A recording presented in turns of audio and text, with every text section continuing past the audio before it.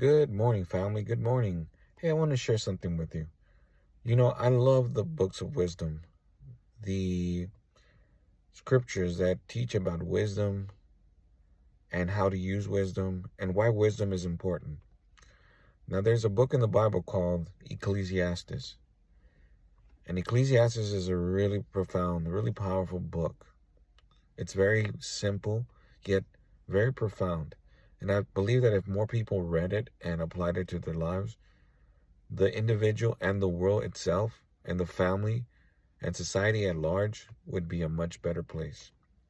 But let me read Ecclesiastes 12. Ecclesiastes 12. The heading of the chapter says, the purpose of a preacher, or that one who proclaims, that one who speaks to others. Let me read it to you. Ecclesiastes 12. We'll start in verse 9. Verse 9. It says, furthermore, because the preacher was wise, he still taught the people knowledge, and he pondered and searched out and arranged many proverbs. The preacher sought to find delightful words, even to write correctly words of truth. The words of the wise are like prodding gods or goads. They're like, the idea here is like a rod of discipline, okay? So the words of a preacher are like rods of discipline, rods of correction. And these collected sayings or proverbs or parables are firmly fixed in the mind. Like well-driven nails, they are given by one preacher.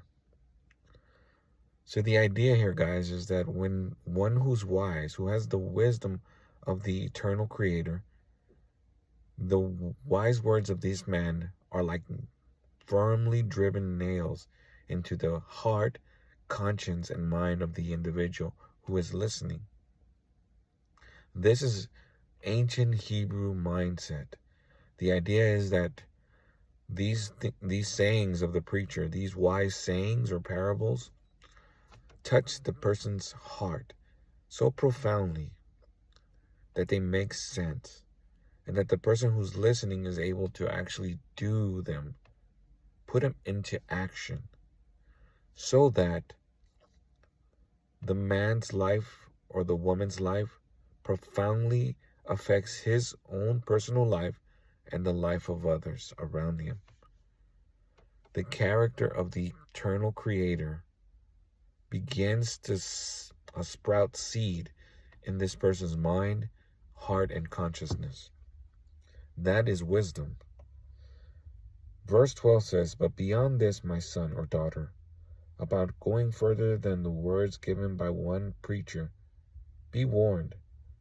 The writing of many books is endless. So do not believe everything you read, and excessively study and devote to books is weariness of the body. This is what I get when I read this. The idea is this. Don't go here and there. Don't go everywhere seeking wisdom, when sometimes wisdom is found in the most simplest of things. I like to tell people, look up and gaze into the heavens. Look at the creation. Look at the creation itself as our bodies, how perfectly and wonderfully made we are. Look at society at large. Look at it. And then choose for yourself, or look at for yourself, what is the outcome when you follow good, when you follow love, when you follow mercy, and the simple words of a man who speaks on behalf of God to do good to others, so that others in change will do good to you. Here's what I'm saying. The truth is sometimes hidden in plain sight. It's not found necessarily in even the Bible. The truth is found in introspect, in meditation, in prayer. It's found in doing good to others. It's found in doing good to others who Sometimes the world says they're not worthy to even be considered, or they're outcasts, black sheep. You as a wise person, should not choose who deserves and who does not deserve to be given wisdom, love, mercy, and kindness. Those are wise sayings. Wisdom is found in the most simplest of things: an act of charity, an act of kindness, an act of forgiveness. So don't go looking for wisdom in the writings of man, but choose to find wisdom in the simple, everyday life relationships at our workplace, school, and in our homes and marriages. So let me finish up this chapter. Let's go to verse 13. I love this verse. This is one of my favorites, if not my favorite verse. Watch this. Ecclesiastes 12, verse 13. When all has been heard, the end of the matter is, revere the Creator, worship Him with all filled reverence, knowing that the Creator is the Almighty powerful,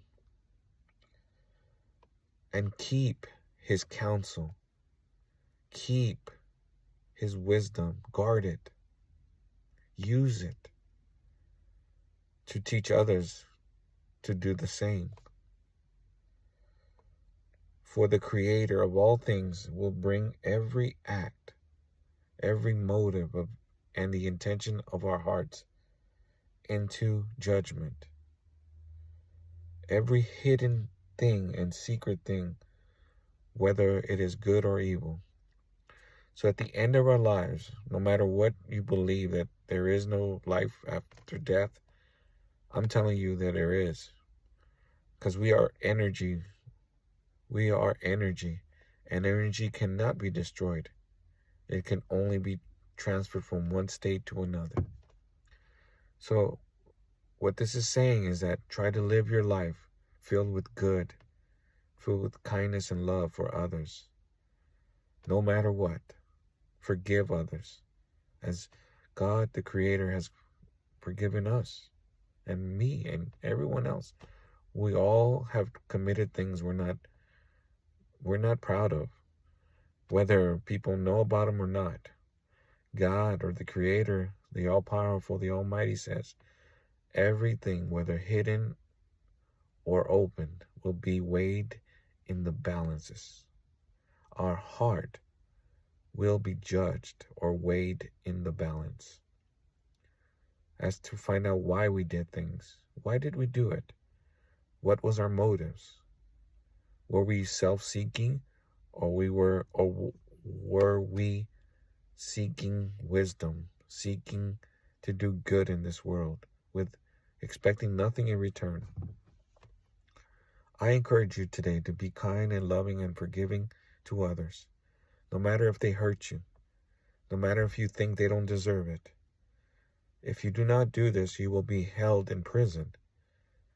You are not hurting them. You're hurting yourself. You're not letting joy overtake you, love overtake you, because you're putting yourself in prison. By not forgiving, you are hurting only yourself. So I encourage you today, please forgive them. Show them kindness, show them mercy, and then you will be set free. That's wisdom.